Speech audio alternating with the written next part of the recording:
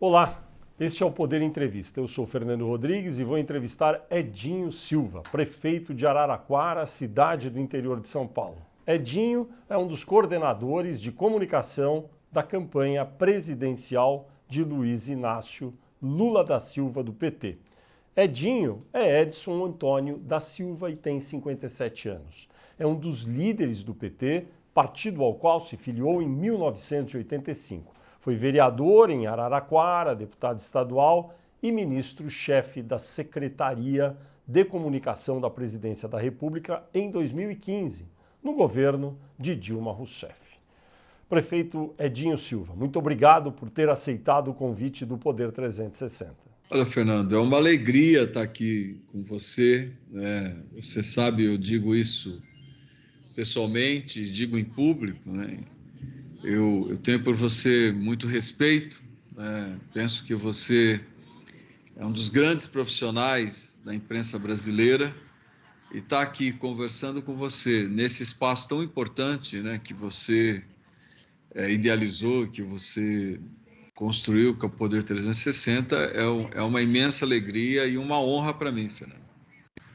Agradeço também a todos os web espectadores que assistem a este programa. Esta entrevista está sendo gravada no estúdio do Poder 360, em Brasília, em 16 de setembro de 2022. Para ficar sempre bem informado, inscreva-se no canal do Poder 360, ative as notificações e não perca nenhuma informação relevante. Prefeito Edinho, por que o ex-presidente Luiz Inácio Lula da Silva e o PT querem tanto vencer no primeiro turno? Olha, Fernando, na verdade nós queremos vencer as eleições, né? E estamos trabalhando para isso. Entendemos que o Brasil vive um momento muito difícil, né? Não só do ponto de vista da nossa democracia, daquilo que nós entendemos como um regime democrático estável e sólido, né? Como um país que investe no fortalecimento das suas instituições, um país que oferece estabilidade institucional para que ocorra o crescimento econômico, geração de riqueza, distribuição de riqueza. Para esse Brasil que nós idealizamos, a situação é muito difícil, bem complicada, e se desenha, portanto, um momento histórico difícil, né? E nós entendemos que a candidatura do presidente Lula representa hoje a alternativa viável para que o Brasil retome a sua vocação, que nós acreditamos que é uma vocação histórica. É um país que cresça economicamente, que se desenvolva, mas também com justiça social, com programas de inclusão social, criando e gerando oportunidades para todas as brasileiras e brasileiros, né? Um país que efetivamente, né, tenha perspectiva de futuro para os seus filhos, né? A campanha do presidente Lula se propõe a isso, né? O presidente Lula se tornar uma alternativa, né, para essa saída de crise que o Brasil vive. Então, para nós, o importante é que ganhemos as eleições. Claro, se a vitória se desenhar no primeiro turno, para nós também é importante, porque nós iniciamos, né, a partir de outubro já a construção dos projetos, a elaboração dos projetos, né, para que efetivamente em janeiro nós possamos retomar, né, essa normalidade que nós queremos que o Brasil viva, normalidade institucional, né? O presidente Lula, na nossa avaliação, vai ter um trabalho imenso de reunificar o Brasil, né, de acabar com essa guerra, com esse ódio, com essa intolerância e, claro, criar as condições objetivas para que o Brasil volte a crescer economicamente de forma sustentável, né, garantindo distribuição de renda para a nossa população e perspectiva de futuro, né, que é o mais importante. O senhor falou várias vezes que o Brasil vive uma situação difícil. Várias pessoas na oposição ao governo federal falam do risco de haver uma ruptura institucional, um golpe de Estado. Há risco de haver golpe de Estado no Brasil hoje? Da perspectiva objetiva, né, de forma objetiva, não acredito, Fernando. Não acredito. O Brasil não tem hoje condições objetivas para que haja uma ruptura institucional. né? Eu penso que nós temos uma parcela da sociedade, né, que ataca a democracia, né, principalmente essa base mais radicalizada que o Bolsonaro, o presidente Bolsonaro desenvolveu no país, né, estimulou no país, uma base social muito radicalizada. Eu digo, Fernando, que o bolsonarismo é maior que o Bolsonaro, né? Infelizmente, nós sempre tivemos uma parcela da sociedade brasileira vocacionada ao autoritarismo, que não investe, não acredita nas relações democráticas, uma parcela da sociedade brasileira que, infelizmente, alimenta todas as formas de preconceito, seja o machismo, a homofobia, né, seja o racismo, né, uma parcela da sociedade brasileira que não acredita na perspectiva, né, que as pessoas, né, os brasileiros e brasileiras que viveram até hoje, né, sem uma possibilidade de ascensão social, eles não acreditam e não querem que haja ascensão social no Brasil. Então, esse percentual, que eu acredito, infelizmente, é por volta de 20% da sociedade brasileira, talvez um pouco mais, essa parcela que sempre se intimidou, que sempre ficou intimidada em assumir as suas posições, com a eleição do Bolsonaro, essa população se sentiu legítima, essa parcela da sociedade se sentiu legítima e se sente contemplada com o pensamento do Bolsonaro. Então, eu penso que essa parcela da sociedade, essa está radicalizada, é uma parcela da sociedade brasileira que o tempo todo fica fazendo ameaças antidemocráticas, estimuladas, evidente, pelo presidente da República, né? Mas não penso, né, não acredito e nada indica que seja o pensamento majoritário do povo brasileiro hoje. Eu não consigo ver as instituições brasileiras, as instituições de Estado, né, se rendendo a essa forma de pensamento, a essa concepção autoritária. Então, não acredito em ruptura. Acredito, sim, né, que pode ter aí alguma forma de mobilização diante de uma derrota eleitoral, como nós vimos nos Estados Unidos com o Trump. Mas ruptura institucional eu não acredito. Neste momento, 2 candidatos lideram as pesquisas, o presidente Lula, seguido por Bolsonaro em todas as pesquisas, mas 2 candidatos bem abaixo, mas com uma votação ainda expressiva, tem 13%. Ciro Gomes e Simone Tebet. Para ganhar no primeiro turno, os votos teriam que sair daí, tanto para Lula como para Bolsonaro. É uma estratégia correta, neste momento, dizer que Ciro Gomes, do PDT, ajuda o fascismo por estar fazendo duras críticas ao ex-presidente Lula? Olha, eu penso, Fernando, que a nossa candidatura, e é isso que eu defendo, nós temos que ter muito respeito com as demais candidaturas que estão colocadas, né? Eu penso que tanto, pelo menos as duas principais, né, que estão fora da polarização, mas são candidaturas que pontuam de forma representativa, seja o Ciro Gomes como a Simone Tebet, são candidaturas que precisam ser respeitadas. Evidente, né, que também nós temos que respeitar as suas eleitoras e os seus eleitores que queiram migrar, por exemplo, para a candidatura do presidente Lula para que se resolva o processo eleitoral ainda no primeiro turno. Esse movimento, ele pode existir e ele é legítimo. Ele pode existir e ele é legítimo. Agora, ele jamais será estimulado pela nossa candidatura. O presidente Lula jamais vai fazer qualquer tipo de estímulo que desrespeite outras candidaturas. Agora, os eleitores têm o direito também de fazerem as suas movimentações, como os indecisos também. Eu penso que tem um percentual dos indecisos que vão se movimentar.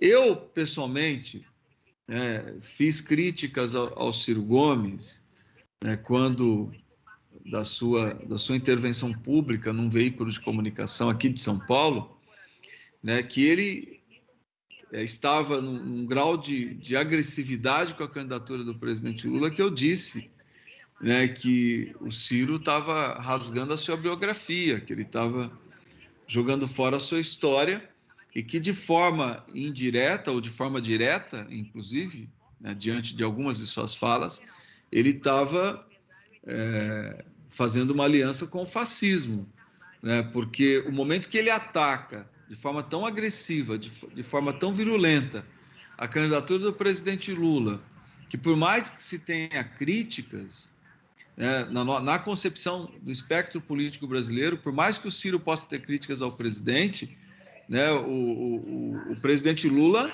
é uma opção do campo democrático, do campo progressista.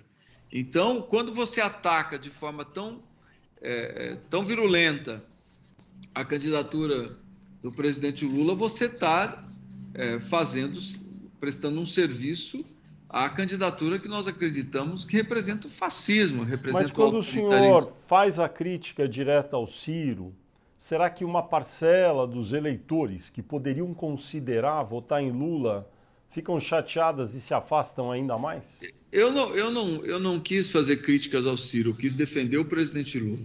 Em momento algum, eu tenho uma relação muito boa com o Ciro, sempre tive, né? No passado, inclusive, eu fui o presidente do PT do Estado de São Paulo que defendeu a sua filiação, né, aqui em São Paulo, para que ele pudesse liderar uma frente de centro-esquerda, para que nós pudéssemos construir uma alternativa de poder no Estado de São Paulo. Eu me reuni por diversas vezes com o Ciro, tenho uma relação muito boa com ele e que eu prezo essa relação. Quando eu me manifestei, eu estava defendendo era o presidente Lula, diante dos ataques que o presidente Lula tinha sofrido. Então, de forma alguma, eu, de forma espontânea, saí, e não foi um ataque, eu chamei o Ciro à reflexão, né, para que ele valorizasse a sua biografia, para que ele valorizasse a sua história e não fizesse, e não estivesse a serviço do fascismo. O senhor, né? ou alguém da campanha ligou para o Ciro? Não, eu não liguei para o Ciro, né? Eu incluí respeito a ele, para ninguém depois especular que eu tivesse fazendo alguma tratativa com a candidatura do Ciro, não liguei, né? Tenho, como eu já disse, uma relação muito boa, sempre tive com ele, né? E tenho certeza que tudo isso, todo esse processo eleitoral será superado, né? O Ciro tem uma biografia, o Ciro tem uma história como figura pública brasileira. Eu tenho certeza que tudo isso vai ser superado e o Ciro vai continuar sendo a liderança democrática importante para o Brasil. Quando o senhor fala que não haverá nenhum esforço do comando da campanha para ter o voto já de Simone Tebet e Ciro em Lula, na verdade, enfim, pode não ter uma declaração direta, explícita do presidente, mas todo o entorno fala isso, a gente vê uma movimentação.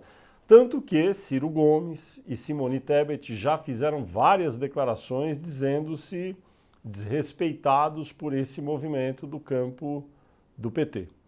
Será que isso não pode ter uma dificuldade extra mais adiante por conta desse esforço, sobretudo se não der certo e houver segundo turno?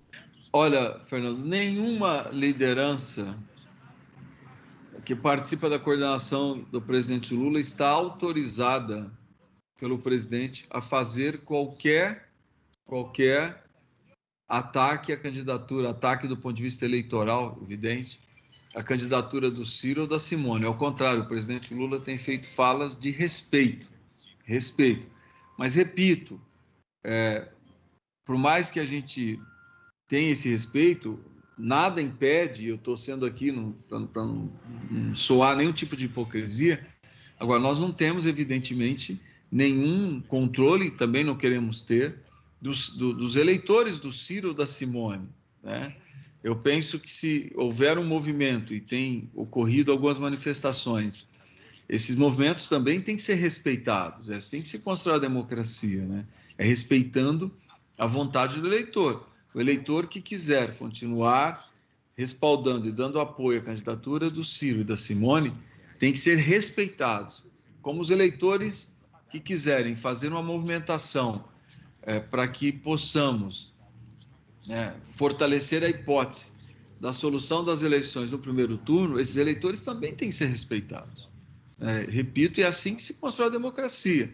Agora, do ponto de vista formal da nossa campanha, ninguém vai ver nenhuma movimentação que soe qualquer tipo de desrespeito às lideranças que são lideranças, representam uma parcela importante do pensamento político brasileiro, tanto do Ciro como da Simone. Prefeito Edinho, as pesquisas são várias, nunca houve tantas pesquisas de sondagem de intenção de voto no Brasil como agora. O que é bom, porque há uma variedade de metodologias e as pessoas podem, enfim, observar vários estudos. Dentro da campanha do ex-presidente Lula, qual é o juízo que é feito sobre o que seria a média hoje, 16 de setembro, quando a gente está gravando essa entrevista, do quadro atual? No seu entendimento, pelos números internos, a situação seria qual? Quanto tem Lula, quanto tem Bolsonaro? Olha, Fernando, eu sempre digo que o que menos importa na pesquisa é número, né? A pesquisa, nós temos que olhar a curva, sempre nós temos que olhar a curva dela.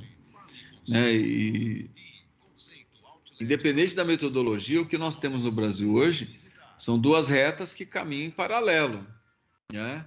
Caracterizando, portanto, uma eleição muito polarizada, com uma margem evidente.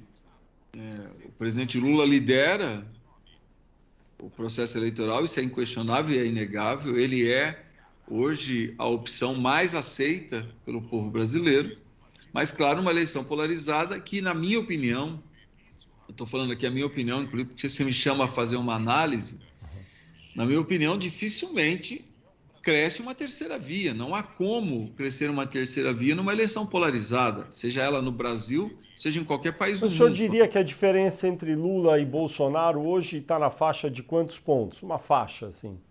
Em torno dos 10 pontos, Fernando, na minha opinião. E repito, eu sempre olho a curva. Quando eu vou interpretar a pesquisa, eu sempre olho a curva. Eu nunca olho o número, porque o número você pode, pela metodologia, ter um pouco mais para cima, um pouco mais para baixo, se é 35, se é 38, se é 40, se é 42, 45. Isso oscila muito, mas a curva mostra o que vai ser. A curva mostra a tendência eleitoral. A curva mostra como que efetivamente o eleitor deve se manifestar nas urnas. Eu penso que hoje você tem essas retas em paralelo, né? E nós devemos caminhar nesse cenário ainda talvez por um período da semana que vem. Penso que pode haver sim, né, na reta final da campanha, uma movimentação dos eleitores, porque isso é natural, isso é histórico, não tem nada de novo. Sempre existe uma movimentação em reta final dos eleitores. Essa movimentação pode caracterizar um voto útil? Pode. Por isso que nós temos que olhar efetivamente as movimentações nos estados. As movimentações dos estados são tão importantes para que você enxergue a tendência como a movimentação ou a tendência da eleição nacional, daquilo que é tabulado nacionalmente. Já que o senhor falou de estados, em Minas Gerais há dois candidatos mais favoritos, vamos dizer assim, para disputa do governo local mineiro. Romeu Zema e Alexandre Calil. O presidente Lula apoia Alexandre Calil, do PSD. E Romeu Zema, do Partido Novo, lidera com muita vantagem todas as pesquisas. O Poder 360, nesta semana, com os repórteres Caio Peixoto, Mariana Halbert, olharam com muito detalhe as propagandas de Romeu Zema. Romeu Zema faz sistematicamente propagandas criticando de maneira acerba, muito dura, o PT, o tempo todo. Não fala a favor de Bolsonaro, mas fala muito contra o PT. E há também uma tendência, a gente olhou nas pesquisas locais, de estreitar a diferença, a vantagem de Lula sobre Bolsonaro. Qual é a sua avaliação sobre o quadro em Minas? Ele tende a manter a liderança de Lula e o que está sendo feito para que isso ocorra? Fernando, o presidente Lula é uma liderança muito forte em Minas. Todas as pesquisas mostram isso. Mas também é inegável que o governador Zema tem uma boa aprovação. E essa boa aprovação abre, né, a possibilidade de uma aceitação eleitoral importante. Ninguém nega isso. Como nós acreditamos também na força da liderança do Calil. O Calil é uma liderança nova do ponto de vista da política, como o Zema também é. Mas o Calil é uma liderança, é inquestionável que ele é uma liderança. Claro que as eleições em Minas, se a eleição fosse hoje, o favoritismo seria do Zema, né? E nós reconhecemos isso. Ninguém está negando que o Zema é favorito. E ninguém nega também que esse favoritismo do Zema e a forma como ele tem atacado o PT tem aberto espaço, né, para mesmo sendo um crescimento, do ponto de vista do processo eleitoral pequeno, abre espaço para o crescimento do Bolsonaro. Mas nós acreditamos muito na reta final da campanha, que uma parte do eleitorado do presidente Lula vai criar uma sinergia com a candidatura do Calil. Nós temos certeza disso, né? Essa possibilidade ela é real, ela é concreta, né? O presidente Lula cumpriu agendas em Minas, deve retornar a Minas no próximo período, para que a gente possa fazer a disputa eleitoral, fazer a disputa de projetos em Minas. O presidente Lula, você não vai ver ele de forma alguma, né, desrespeitando a candidatura do Zema, de forma alguma, né, mas é evidente, a candidatura do presidente Lula em Minas Gerais é o Calil. Mas o Calil... fato é que o governador Zema, não é que ele desrespeite, mas ele faz duras críticas ao PT, e aí está incluído o ex-presidente Lula. E Sim, nesse caso, funcionaria como... Na sua, um risco, não sei, Fernando, ele seria uma linha auxiliar do Bolsonaro, nesse caso? É um risco que também a candidatura do Zema corre. Quando ele ataca o presidente Lula, é uma operação de risco também que ele corre, porque o presidente Lula é uma liderança muito forte em Minas. Ele lidera as eleições em Minas, né? Nós vamos, evidente, fazer campanha para o Calil, como estamos fazendo, né? Nós acreditamos na candidatura do Calil, achamos que o Calil é uma liderança sólida em Minas Gerais, e o presidente Lula vai retornar a Minas para fortalecer ainda mais a candidatura do Calil. Sempre evidente, como eu estou dizendo aqui, nunca deixando de reconhecer a liderança do Zema, mas evidente, nesse momento, né, o mais importante para nós é que haja essa sinergia entre o eleitorado do presidente Lula e o eleitorado do Calil. É possível dizer que o presidente Lula, nessas 2 semanas finais de campanha, vai priorizar agendas no Sudeste, que é onde está tendo muita disputa? Sim, ele está agora no Sul, ele volta para São Paulo e nós estamos organizando a reta final do primeiro turno, né? Que ele fique no Sudeste, que ele priorize o Sudeste, porque ele já viajou praticamente o Brasil todo. Ele, o governador Geraldo Alckmin, se nós pegarmos as agendas que os dois têm cumprido, praticamente nós cobrimos todas as regiões brasileiras, absolutamente todas. Mas, claro, nessa reta final, é importante que se concentre no Sudeste pela densidade eleitoral. O Sudeste representa 40% do eleitorado brasileiro. Onde vai ser o último comício da campanha? Deve ser São Paulo. Nós vamos, nesse início de semana agora, nos reunirmos, a coordenação da campanha, para que a gente organize essa reta final, mas nós queremos fazer o último comício em São Paulo. E dentro desse tema agenda, tem 2 eventos pré-programados para os quais nenhum candidato ainda confirmou em definitivo, sinalizaram. São os debates na TV, no SBT e depois na TV Globo. O presidente Lula, neste momento, tende a participar de ambos ou não? Nós estamos dialogando, Fernando. Nós reconhecemos a importância dos debates, mas também e você sabe disso como jornalista experiente que cada debate você praticamente paralisa 2 dias de campanha, né? Então, essa é a conta que nós estamos fazendo, porque você paralisa o dia do debate, você paralisa geralmente um dia anterior ao debate, porque, claro, o debate exige preparação, que você revise as propostas para cada tema, que você analise, né, as possibilidades dos ataques, que são muitos dos adversários. Então, para você se preparar para um debate, você praticamente para 2 dias da campanha. Então, essa é a métrica que nós estamos fazendo, né, para que a gente possa participar de debates, sim, mas sem secundarizar as outras atividades de campanha que também são importantes. Mas hoje o senhor diria que a tendência seria ir ou não? A tendência é ir a debate. Agora, eu te dizer se ele vai a todos, nós vamos conseguir que ele vá a todos, é difícil saber, porque nós queremos planejar essa reta final de campanha, né? Vamos planejar, a semana que vem agora já estaremos planejando essa reta final de campanha e queremos que ele vá debater, mas queremos também que ele participe de outras atividades que a campanha demanda. Prefeito Edinho, se houver segundo turno, a estratégia segue a mesma ou há alguma modificação? Fernando, se você me permite aqui fazer uma avaliação, e é uma avaliação que eu faço muito internamente na campanha, nós estamos vivendo um primeiro turno com características de segundo, né?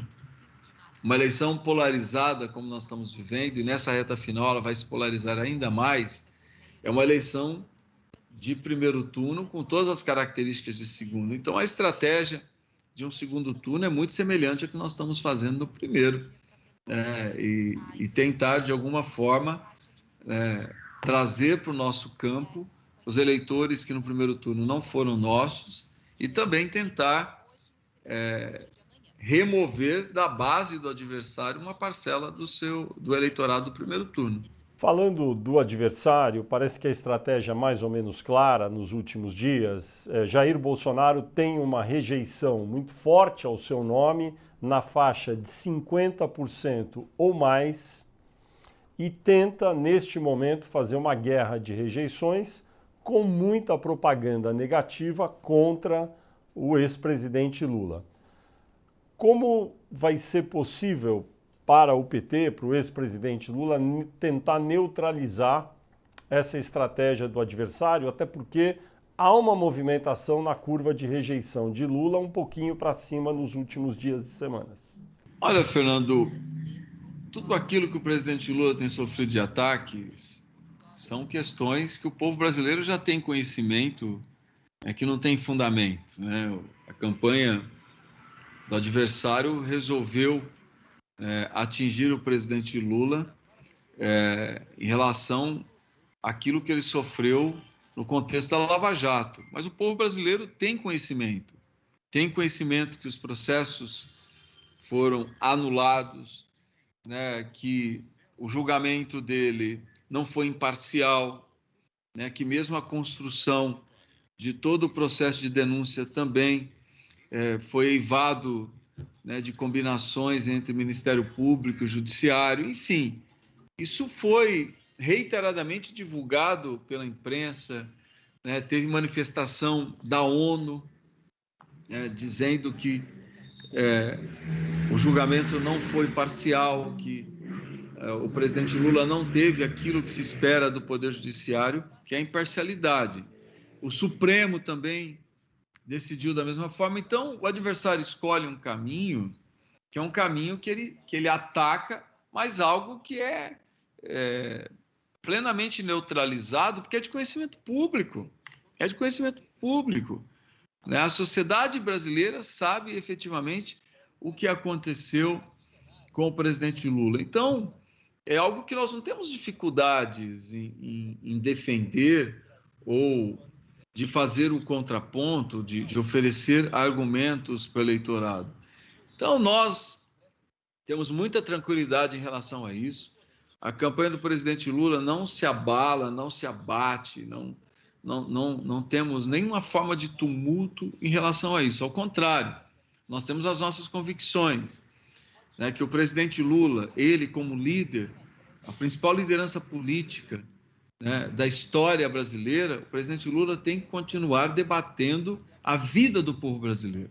Tem que continuar debatendo a situação da inflação, o sofrimento das famílias com o desemprego, com a falta de registro em carteira. Tem que continuar debatendo com o povo brasileiro a falta de perspectiva, o desmanche de todas as políticas públicas, debater aquilo que o Brasil vivenciou na pandemia, a ausência de governo que nós tivemos durante a pandemia. Tem que continuar debatendo com o povo brasileiro a necessidade de construção de um país pacífico, né? Combater de forma dura essa questão das armas. Nós estamos vendo tragédias todos os dias na sociedade brasileira por conta das pessoas terem banalizado o porte de arma, porque o governo banalizou o porte de arma.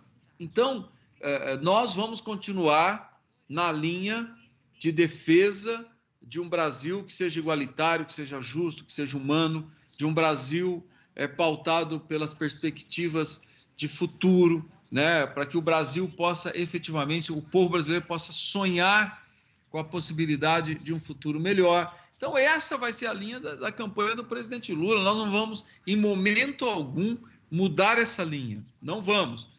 O presidente Lula vai continuar dialogando sobre a realidade do povo brasileiro, oferecendo propostas para que o Brasil saia dessa solução e, mais que isso, né, mostrando que o Brasil é capaz de superar esse ambiente de ódio, de intolerância, de agressividade. Esse é o caminho da nossa campanha, Fernando. Prefeito, muitos ex-governadores estão ajudando Lula. Eles seriam os principais nomes para eventualmente compor o ministério se o PT vencer? Olha, se eu conheço bem o presidente Lula, eu acho que conheço razoavelmente bem, o presidente Lula está com a cabeça focada nas eleições.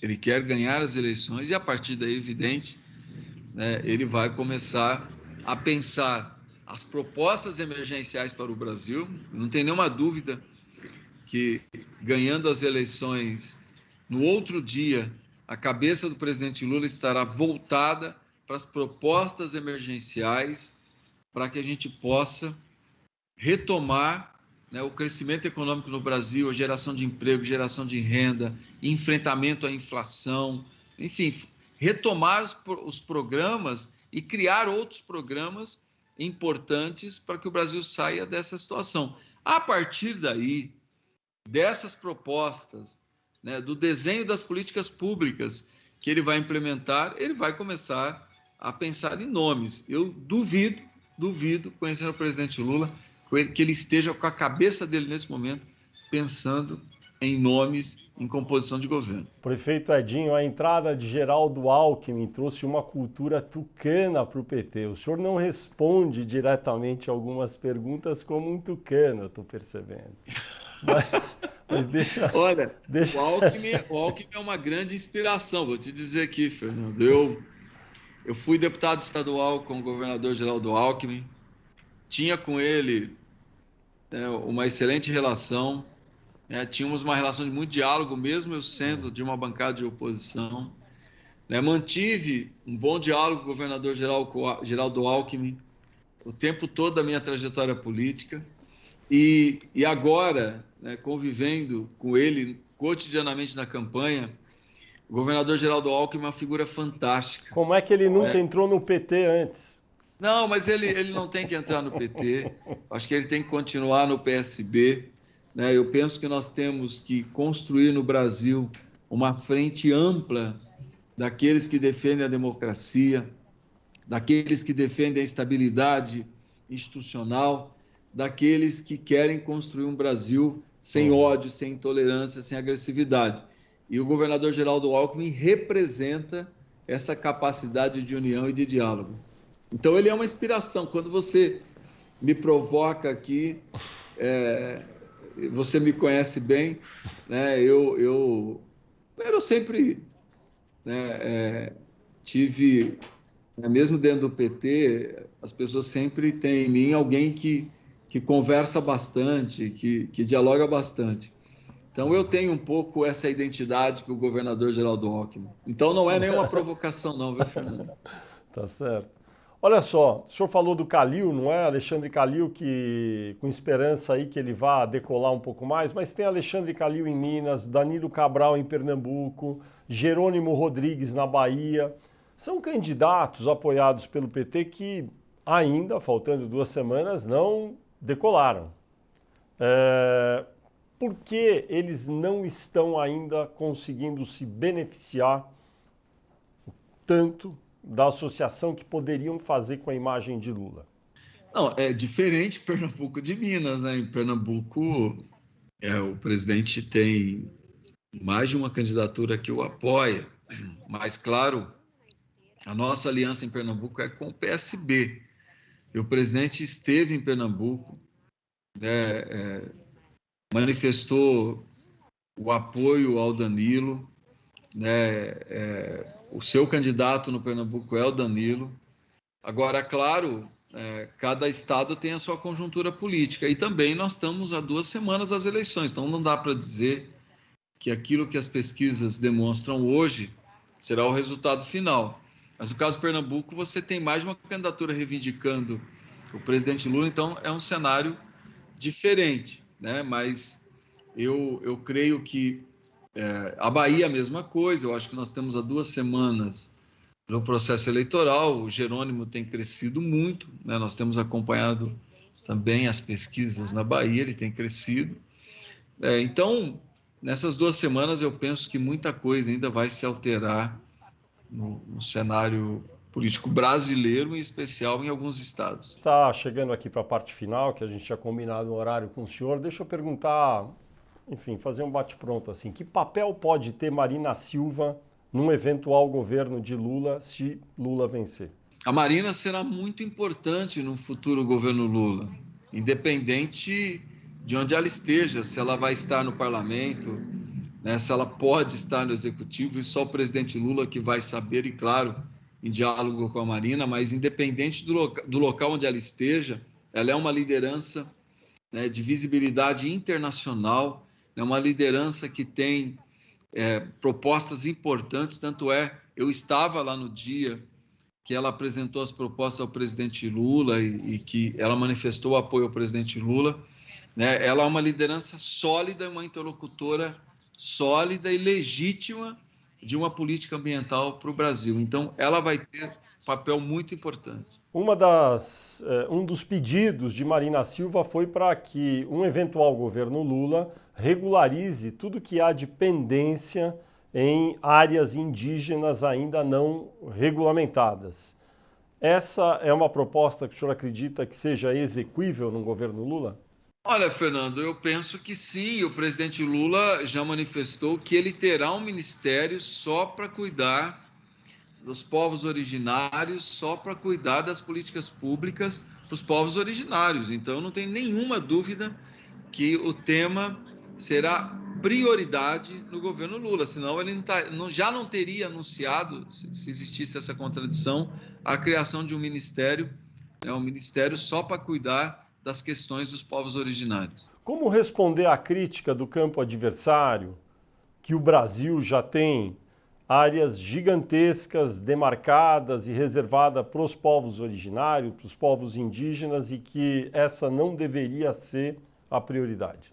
Então, depende da concepção. O presidente Lula, ele pensa que a demarcação não significa você não ter uma política de desenvolvimento para esses territórios, né? Ao contrário, ele tem dito, né, que você tem que ter uma política de desenvolvimento, né? Você pode ter pesquisas, pode ter um modelo de desenvolvimento econômico que seja sustentável, que respeite a natureza, que interaja com os povos originários. Você tem que respeitar a autonomia dos povos originários, a capacidade de autodeterminação dos povos originários. Não significa que quando você reconhece as nações, né, dos povos originários, você reconhece essas nações, você esteja decretando essas regiões a pobreza, a miséria e ao abandono. Não, você pode ter esse reconhecimento, respeitar a biodiversidade, respeitar os nossos recursos naturais e ter políticas públicas para que chegue o bem-estar, chegue a qualidade de vida e chegue um modelo de desenvolvimento que seja sustentável, mas que respeite, evidentemente, né, as nações originárias. Se o presidente Lula, ex-presidente Lula, vencer a disputa presidencial, na sua avaliação, a tendência é ele pedir ao presidente do Banco Central, Roberto Campos Neto, que considere renunciar ao restante do mandato que ele, Campos Neto, tem, para que o governo Lula, se vencer, tenha liberdade de montar uma equipe econômica completa? Olha, eu não conseguiria te dizer isso, porque eu nunca vi o presidente Lula tratar desse assunto, como eu disse, né? Hoje a cabeça do presidente Lula, as suas prioridades está em ganhar as eleições. Nós precisamos ganhar as eleições para depois pensarmos em composição de governo. O que eu posso te dizer é que o presidente Lula defende uma política econômica de austeridade. Nós nunca vimos o presidente Lula ser um presidente que governe de forma irresponsável, que governe de forma inconsequente. Inclusive, ele tem um princípio, né? Só gasta aquilo que arrecada. Esse é o princípio de gestão do presidente Lula, né? Então, eu não tenho nenhuma dúvida que nós teremos uma política econômica voltada ao crescimento, ao desenvolvimento, à geração de empregos, para que o Brasil cresça, se desenvolva, para que haja condições de fazer inclusão social, para que haja condições de termos políticas públicas, né, inclusivas no Brasil, que gere perspectiva de futuro, né? Isso eu te garanto que é o desejo do presidente Lula, e essas serão as diretrizes da sua política econômica, né? Desenvolver o Brasil, fazer o Brasil crescer, né, para que a gente tenha inclusão social, geração de emprego e renda, mas com muita responsabilidade, com muita austeridade. E claro que ele vai pensar uma equipe econômica que esteja condizente, né, uma equipe econômica que esteja em sintonia com essa concepção de país que ele deseja construir. O senhor acha, portanto, que essa lei, que é uma lei agora de independência do Banco Central, a tendência é que não exista um movimento de um eventual governo Lula para revogar essa lei?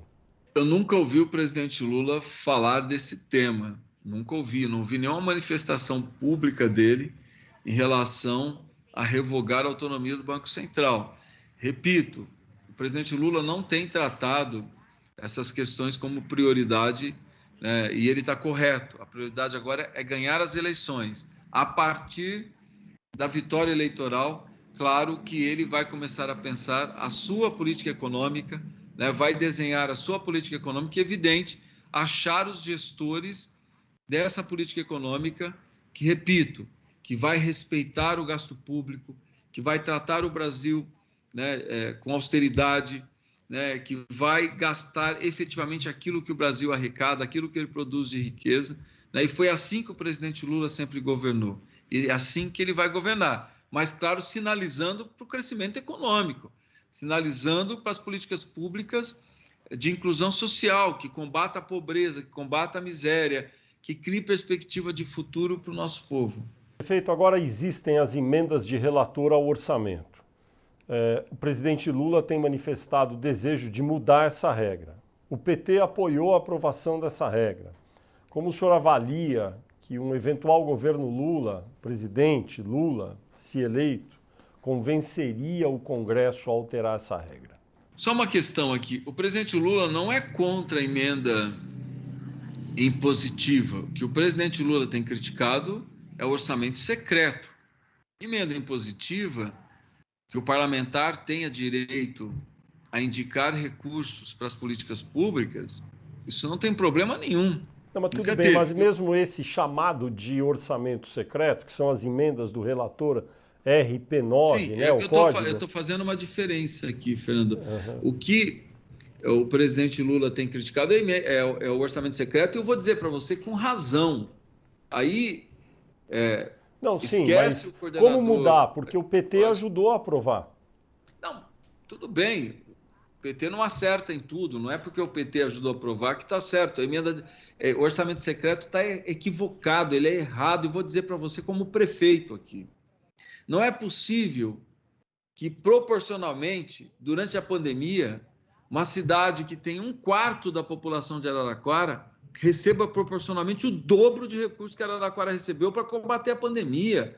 Por quê? Porque o deputado que tem relação com a cidade, né, ele garantiu que esse recurso chegasse. Não é possível que você tenha hoje recursos destinados para a educação sem nenhum critério demográfico, sem nenhum critério de políticas públicas implantadas. Não é possível que você tenha recursos destinados para a infraestrutura que não leve em conta IDH, a situação dos municípios, quais os municípios que necessitam. Ou seja, nós desmontamos as políticas públicas no Brasil. Hoje os recursos não são disponibilizados de acordo com a coerência das políticas públicas. Os recursos são disponibilizados de acordo com o parlamentar que fez o lobby para que aquele recurso seja liberado. Então, ou nós acabamos com o orçamento secreto, ou nós vamos desmontar as políticas públicas no Brasil.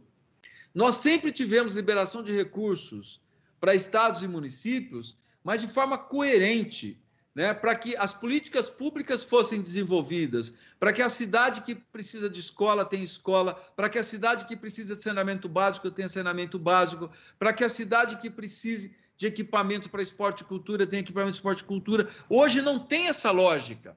O que existe é a lógica do apadrinhamento político. Ou seja, o Brasil retrocedeu um século. Nós voltamos à época do coronelismo, onde você libera dinheiro, libera recurso público, de acordo com o interesse do coronel que comanda aquela região. Então, é um absurdo o que nós estamos vivendo no Brasil. Isso precisa ser mudado, isso precisa ser alterado. Nós estamos desmontando a lógica das políticas públicas. Nós estamos desmontando o pacto federativo, não existe mais, Fernando. Não tem pacto federativo onde você faça a distribuição dos recursos de acordo com o papel que cada ente federado cumpra no pacto. Qual é o papel do município na educação? Qual é o papel do Estado? Qual é o papel da União? Qual é o papel do município na saúde? Qual é o papel do Estado? Qual é o papel da União na assistência social? Enfim, isso não existe mais. E o principal fator de desmanche de tudo isso foi o orçamento secreto. Não, isso aí é perfeito. Já foi dito pelo presidente, acho que vários integrantes da campanha também têm manifestado esse tipo de avaliação.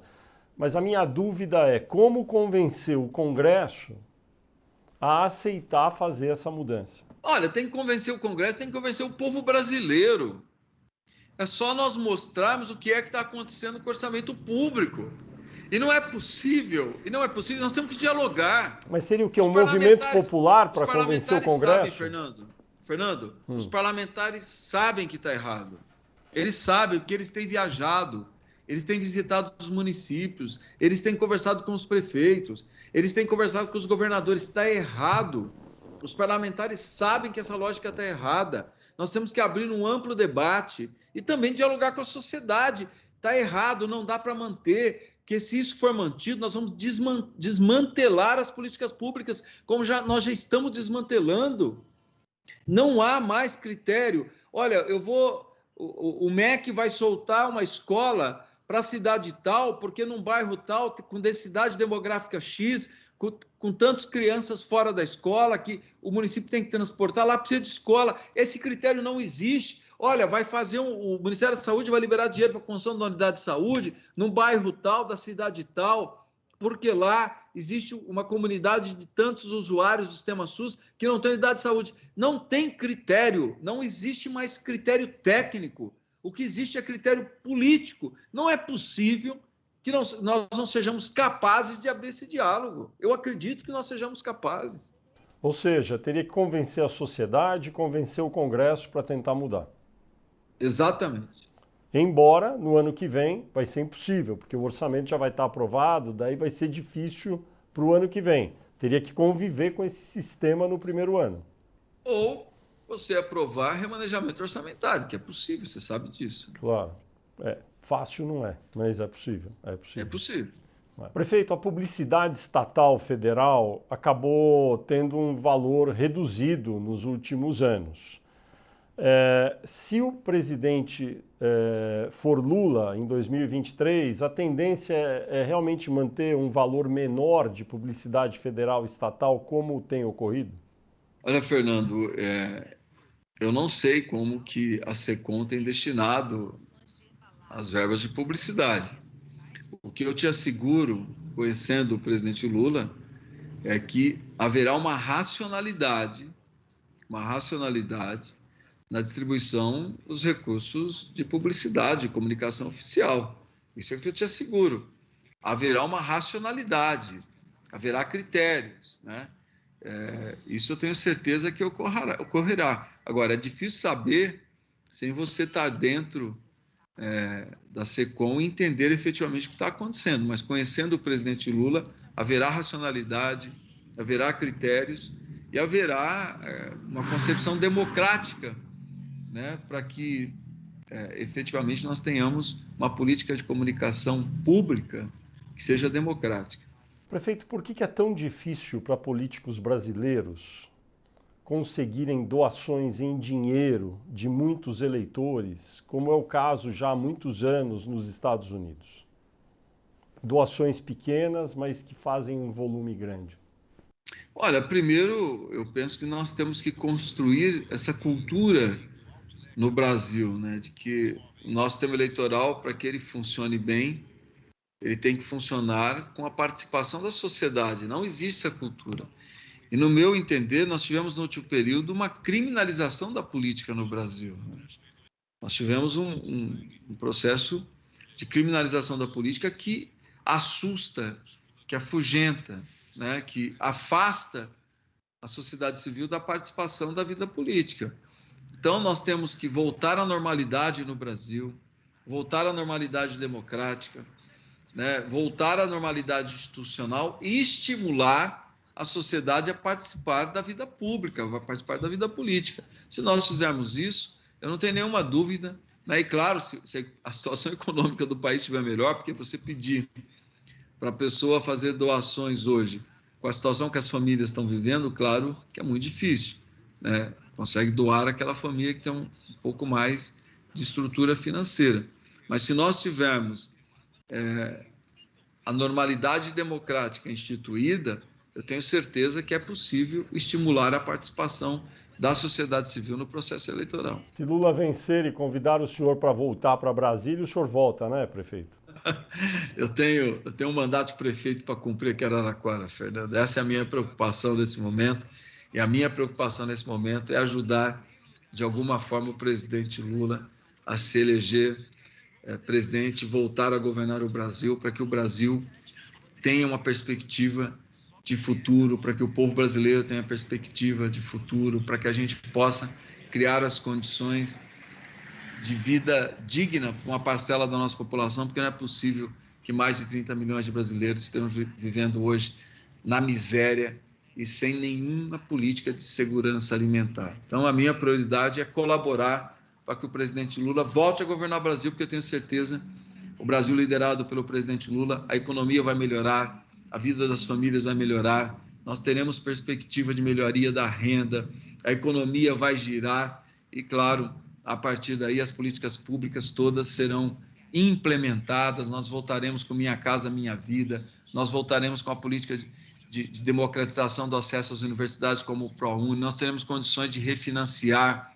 né, e mudar a concepção do FIES, nós teremos condições de financiar e estimular o empreendedor, o pequeno empresário, o médio empresário, enfim, eu acredito muito num Brasil liderado pelo presidente Lula e essa é a minha prioridade nesse momento, ajudar o presidente Lula a voltar a governar o Brasil e, claro, cuidar aqui da minha querida Araraquara, né, que é a quarta vez que eu sou prefeito, eu tenho muita gratidão ao povo de Araraquara. Prefeito, chega ao final, então, esta edição aqui do Poder Entrevista, em nome do jornal digital Poder 360, eu agradeço ao senhor, prefeito Edinho Silva. Muito obrigado.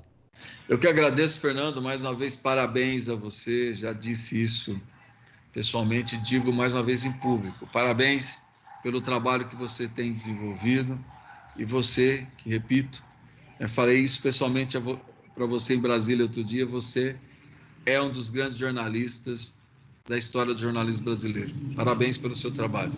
Muito obrigado. E eu agradeço também a todos os web espectadores que assistiram até aqui este programa. Esta entrevista foi gravada no estúdio do Poder 360, aqui em Brasília, em 16 de setembro de 2022. Para ficar sempre bem informado, inscreva-se aqui no canal do Poder 360, ative as notificações e não perca nenhuma informação relevante. Muito obrigado a todos, prefeito Edinho Silva, e até a próxima.